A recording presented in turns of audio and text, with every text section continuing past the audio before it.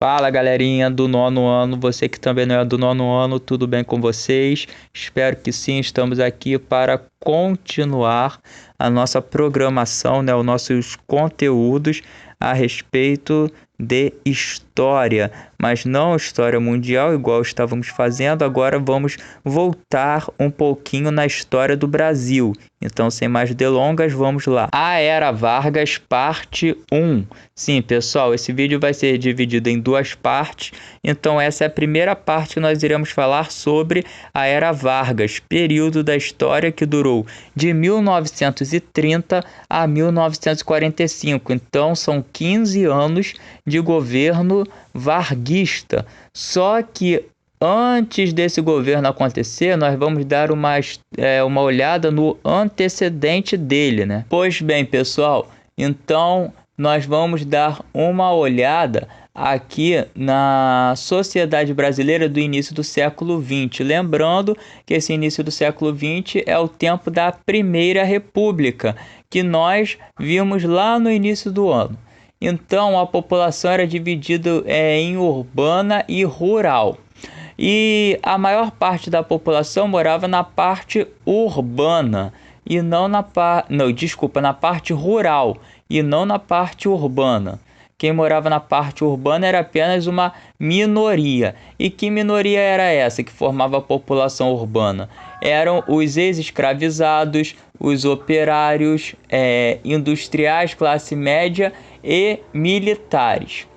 E nós já vimos que os ex-escravizados eram aqueles, né, que foram libertos em 1888, não tinham direito a nada, saíram com uma mão na frente e outra atrás e sofriam com preconceito, né, com racismo e tinham que se virar nos 30, por assim dizer, para conseguirem se manter dentro da sociedade brasileira, encontrando emprego na cidade apenas em lugares que tinham uma má remuneração e na verdade não eram nem empregos, eram os chamados subempregos.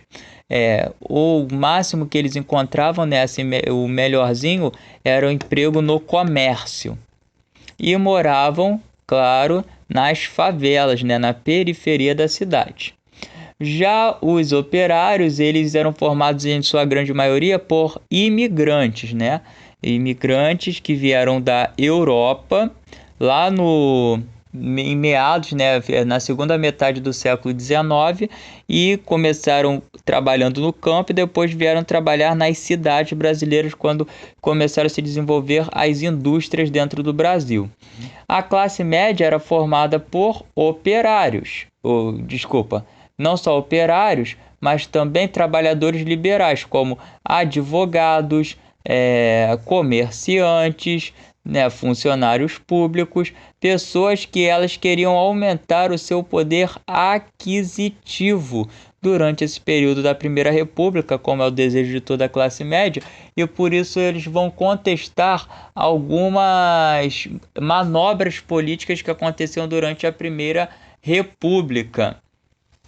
Assim como os industriais, que eram os donos das fábricas e por quererem, né, um Brasil, né, econômico, mais flexível, voltado para a área industrial, né, e não para a agroexportação, vai também reivindicar uma questão política aí, né, mais voltada para as indústrias, para a urbanização das cidades.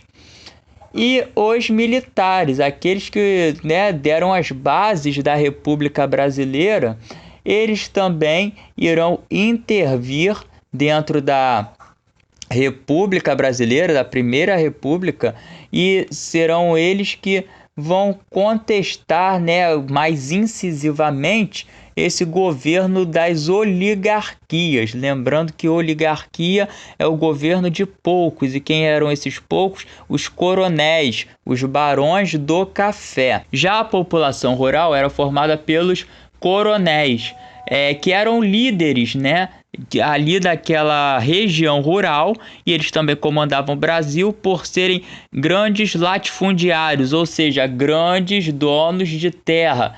e produziam que em suas terras café que exportavam para o resto do mundo. Além dos coronéis, outras pessoas que comandavam também o campo eram os líderes religiosos.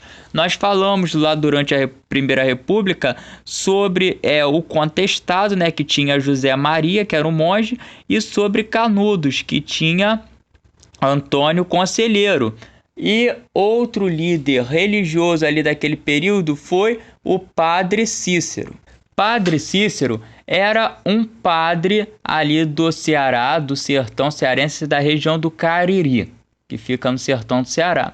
Esse padre, o Padre Cícero, ele foi testemunha de um milagre chamado boca de sangue, que a hóstia, né, que é dado na Igreja Católica, ela virava sangue, né, tinha gosto de sangue quando as pessoas comiam, quando participavam ali da comunhão. E quando as pessoas, né, passaram a sentir esse gosto de sangue, relataram que aquilo ali seria um milagre, né, o milagre da boca de sangue. E aí o Padre Cícero, ele não contestou esse milagre e foi reivindicar esse milagre junto à Igreja Católica, que estava passando por uma romanização, ou seja, a Igreja estava estabelecendo regras rígidas, assim como estabeleceu no Concílio de Trento, lá na Contra-Reforma. Mas o padre, né, que era um homem da ordem, o Padre Cícero, ele não questionou a igreja quando a igreja disse que não aceitaria aquilo como um milagre, não foi contra a igreja, mas também não queria ir contra o povo que acreditava no milagre. Então, ele fez o que? Ele não contestou o milagre perante o povo, mas também não contestou a igreja. Quando a Igreja Católica pediu uma posição dele, ele se posicionou a favor do povo, o que fez com que ele ganhasse prestígio entre os populares e assim pudesse concorrer também a cargos políticos ali dentro do interior do Ceará. Então, ele foi prefeito de Juazeiro e vice-governador do Ceará. No Nordeste do Brasil, principalmente no estado do Ceará, a figura de Padre Cícero é venerada até hoje, tanto é que existem várias estátuas lá no Nordeste a respeito dele. Essa estátua aí fica lá em Juazeiro, uma cidade, um município do Ceará, onde o Padre Cícero foi prefeito. Além dos coronéis e dos líderes religiosos, no campo viviam também os trabalhadores do campo, que eram os camponeses, que formavam a grande maioria, né, a maior parte dessa população rural do Brasil. Eram os camponeses, a mão de obra que cultivava a terra. E além deles tinham também os cangaceiros. E vamos falar dos cangaceiros agora. Os cangaceiros eram grupos militares que surgiram ali no início do século XX e eram grupos militares paralelos, inicialmente contratados pelos coronéis para intimidar e afrontar aquelas pessoas que contestavam o poder desses coronéis, ou seja, eram pessoas pagas, um grupo militar pago, que falava que não estava a mando do coronel, mas na verdade estava a mando dele para fazer as maldades. Com o tempo, esses grupos passaram a ser independentes dos coronéis, ou seja, eles passaram a se organizar sozinhos. E para sobreviver, essas pessoas elas assaltavam territórios, né, vilarejos, roubavam esses vilarejos, matavam pessoas, né, importantes, não só pessoas importantes, mas pessoas do povo também, e isso atraía muitas pessoas, muitos homens, muitas crianças, né, jovens do sertão para se tornarem cangaceiros. Por quê? Pelo status social que a posição de cangaceiro dava naquele período, dinheiro fácil que vinha, e também porque era uma forma de sobrevivência, porque existia muita miséria no campo brasileiro. O cangaço pode ser comparado atualmente às milícias, ao tráfico que existe hoje nas cidades. Por quê? Porque hoje em dia nós vemos que é um poder paralelo que existe dentro da nossa sociedade brasileira, e esse poder ele atrai muitos jovens pelo rápido enriquecimento e também pelo fácil acesso que essas pessoas têm a alguns benefícios, além do dinheiro, né, o prestígio, a ascensão social naquela região. Porém, como o cangaço era um poder paralelo, era um grupo, né, visto como banditismo, ele passou a ser perseguido pelo exército brasileiro, né, e pelas forças policiais do Brasil, né, ali do Nordeste.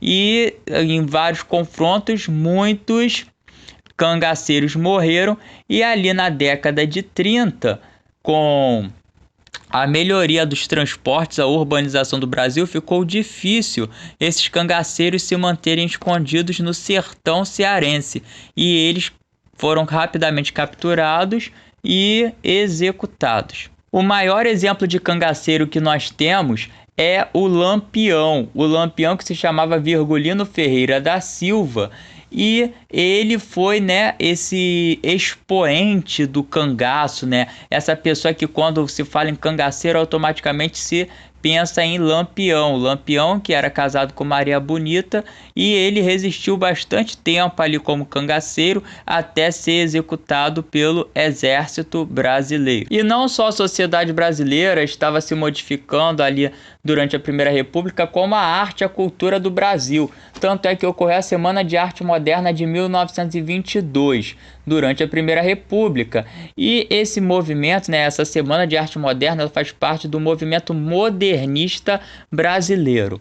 Esse movimento teve como principais líderes, né, se podemos falar dessa maneira, Mário de Andrade e Oswaldo de Andrade, esses dois carinhas aí, que embora tenham o sobrenome Andrade, não são parentes, né? Eles não são parentes, são nem irmãos, nem primos, nem nada. Eles só se conheceram e tinham essa coincidência de sobrenome. Mário de Andrade e Oswaldo de Andrade, eles eram dois escritores desse período modernista, e um deles, o Oswaldo de Andrade, lançou o Manifesto Antropofágico. O que significa isso, Manifesto Antropofágico? Significa que o que acontece? Significa que os índios, né, na verdade, eles comiam pessoas, e eles pegavam os corpos dessas pessoas que eles comiam, desses guerreiros que eles comiam, e acreditavam que eles iriam incorporar as habilidades daqueles guerreiros. Mas na verdade não acontecia isso, né, pessoal? Mas eles acreditavam nisso. Isso é chamado de antropofagia, quando você come um ser humano, um outro ser humano. E o que Oswaldo de Andrade queria dizer com esse manifesto antropofágico? Ele queria dizer que o Brasil deveria incorporar a cultura europeia, mas não imitá-la, mas incorporá-la nas características brasileiras. Isto é, o Brasil deveria fazer sua própria arte, sua própria pintura, suas próprias pinturas, sua própria literatura, seu próprio teatro, sem imitar os padrões europeus.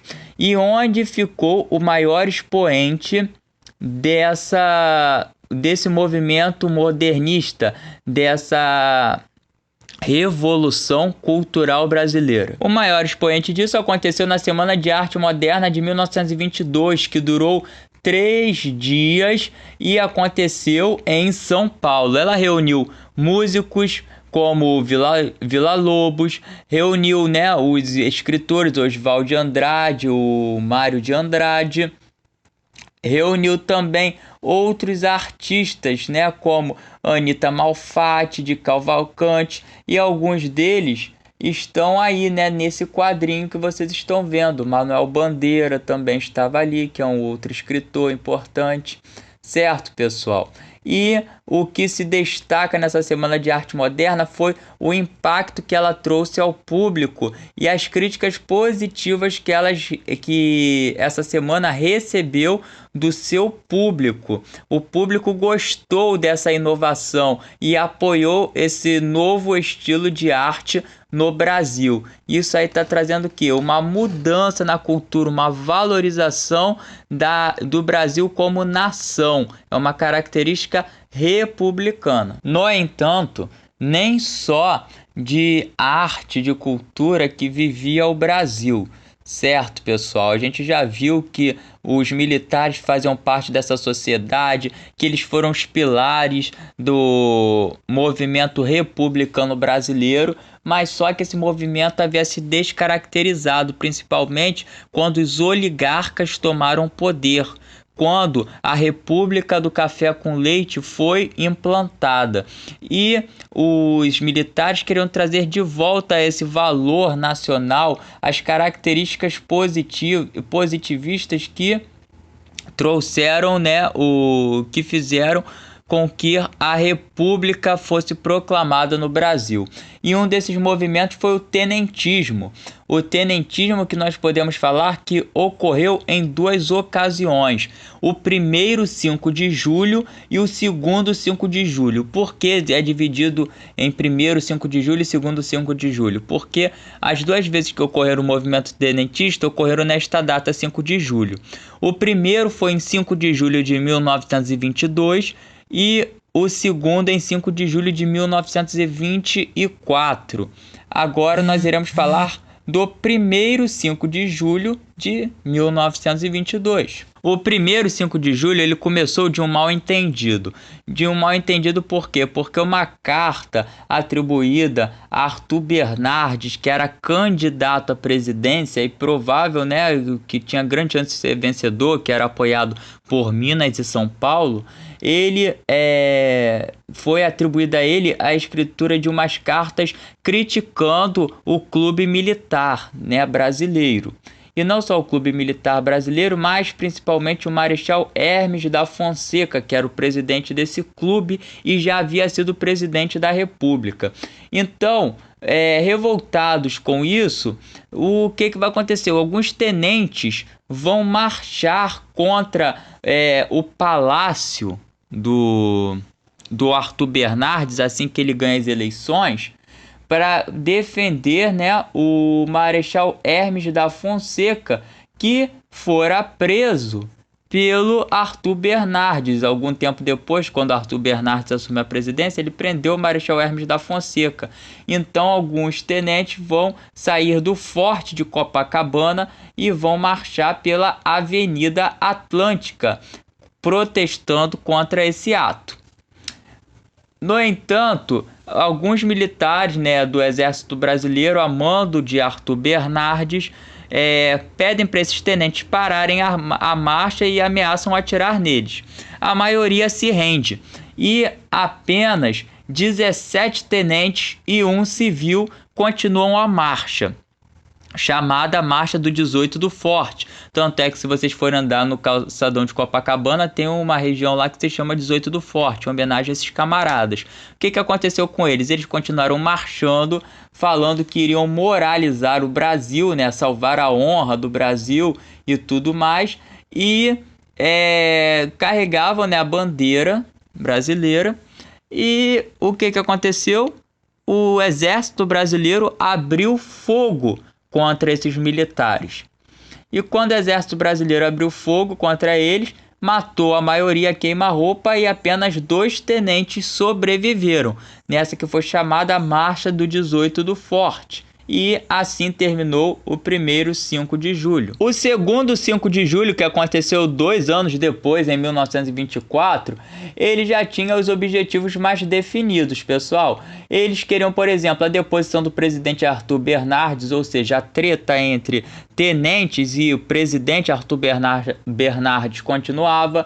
Eles queriam a moralização da República por meio do voto secreto. Lembrando, o voto no Brasil era voto aberto, e isso fazia com que os coronéis praticassem o ato do coronelismo, clientelismo, e além disso o voto de cabresto, principalmente a questão do voto de cabresto, e a obrigatoriedade do ensino primário, ou seja, uma preocupação com o ensino básico das crianças no Brasil, além da melhoria, lógico, do ensino público brasileiro. E com esses objetivos definidos, começa o segundo 5 de julho, que vai se transformar no movimento chamado Coluna Prestes, que é quando os militares, os tenentes paulistas, se unem com os tenentes do Sul, que eram liderados pelo capitão Luiz Carlos Prestes, e aí vão começar esse novo movimento militar. E para a Coluna Prestes nós temos também que falar mais de específico, né, com mais detalhes, porque este movimento ele vai ser crucial para que a gente entenda como Vargas chegou ao poder. A Coluna Prestes ela foi liderada pelo capitão Luiz Carlos Prestes e foi uma marcha contra as oligarquias pelo interior do Brasil, ou seja, contra os coronéis. Eles marchavam pelo interior do Brasil, pessoal, a pé, sem veículo algum. A marcha da Coluna Prestes foi tão longa que eles conseguiram caminhar 25 mil quilômetros e percorreram 12 estados brasileiros. Aí está o mapa mostrando a trajetória, né, a rota que a Coluna Prestes teve, né, que esses membros da Coluna Prestes percorreram, melhor dizendo. Luiz Carlos Prestes, esse camarada aí, conseguiu reunir entre 800 e 1.500 homens em sua marcha. E quando eles iam pelo interior do Brasil, eles queimavam, pessoal, registros de cobranças de impostos e livravam o povo de vários abusos. Por exemplo, queimavam também ofícios, né, o cartório da cidade, roubavam papéis dos cartórios da cidade e destruíam esses papéis, porque muitos desses registros eram feitos por grileiros. O que são os grileiros? Grileiros são coronéis que pagavam homens, né, de sua confiança para tomarem terras de pessoas mais pobres, de camponeses. De que maneira? Eles escreviam documentos falsos, colocavam em uma garrafa de vidro e dentro dessa garrafa eles colocavam vários grilos. Os grilos defecavam nesse papel e por defecar e andar nesses papéis, o papel fica com aparência de velho, né, de que ele era muito velho. Quando o papel pegava essa aparência, o coronel tirava aquele papel falsificado de dentro da garrafa, autenticava aquele papel em cartório e falava que ele era dono daquela terra e terminava expulsando os camponeses de lá, assim ampliando o seu território e fazendo com que aquelas pessoas, para continuarem sobrevivendo, vivendo ali, trabalhassem para ele. E quando a Coluna Prestes recebia apoio da população, recebia alimento, água e o apoio popular, esses tenentes coronéis confrontavam o poder local, né, o poder dos coronéis, queimavam esses papéis e distribuíam as terras entre esses camponeses que os haviam apoiado.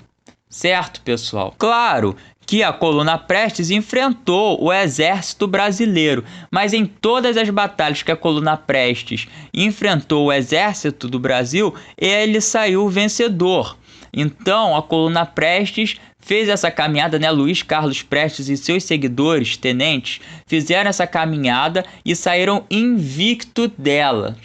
No entanto, o cansaço, né, o desgaste físico, a falta de recursos, a falta de munição, de armamento, fez com que muitos dos militares que seguiam Prestes abandonassem a Coluna Prestes, né, se estabelecessem em regiões do interior do Brasil, sobrando apenas 600 homens. E os 600 homens que restaram da Coluna Prestes, eles atravessaram a fronteira, foram para a Bolívia e lá ficaram refugiados na Bolívia, assim encerrando o movimento chamado Coluna Prestes. Então, galera, podemos perceber que no Brasil estava acontecendo eram movimentos reivindicando direitos, né? Os militares estavam reivindicando seus direitos, os movimentos religiosos também reivindicavam seus direitos, ou seja, as oligarquias, o poder oligárquico do café com leite estava passando por uma crise,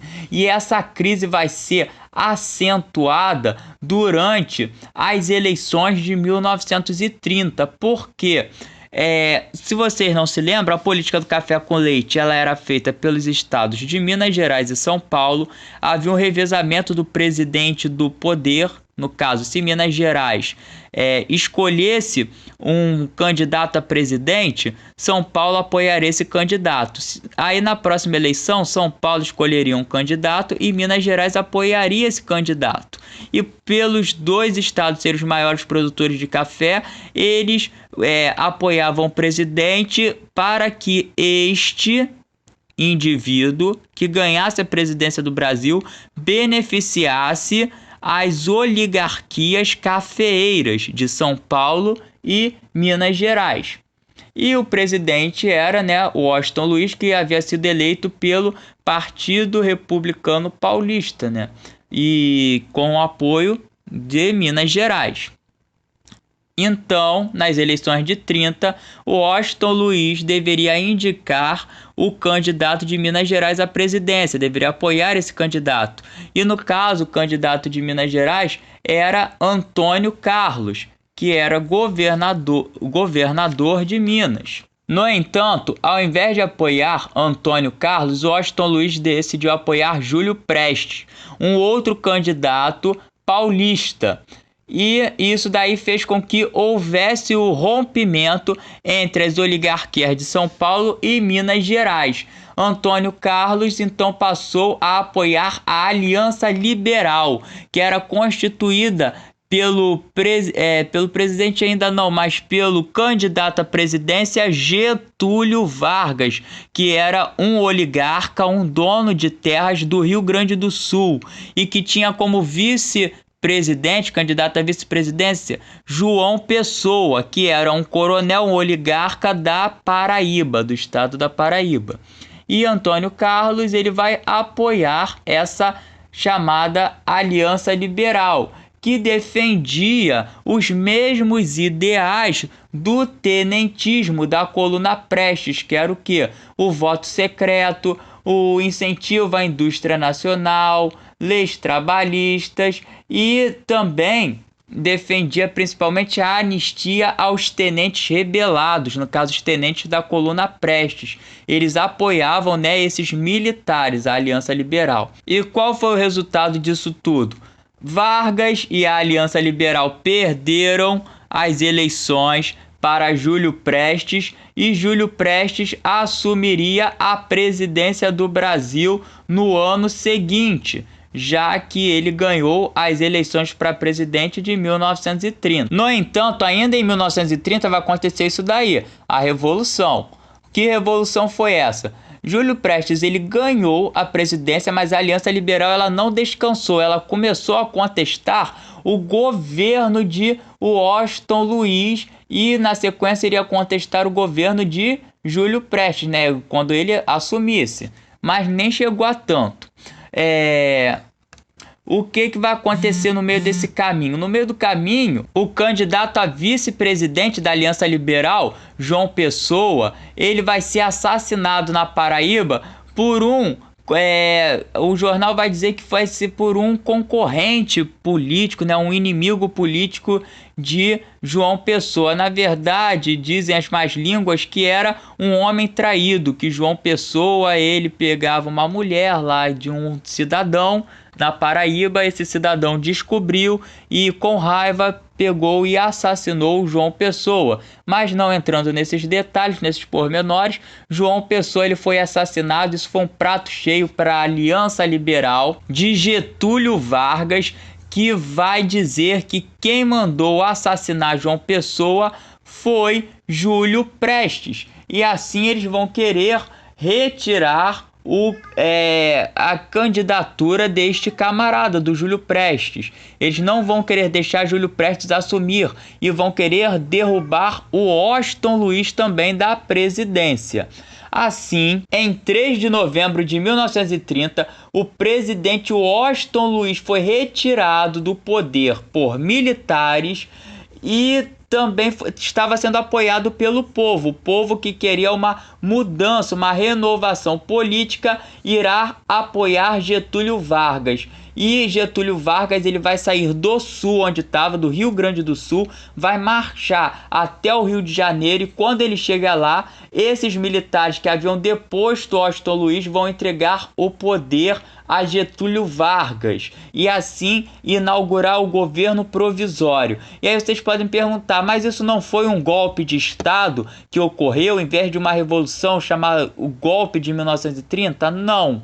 Na verdade foi revolução, porque ocorreu uma mudança institucional. Antes da Revolução de 1930, a gente vai falar de uma primeira república, a República do Café com Leite, comandada pelos coronéis.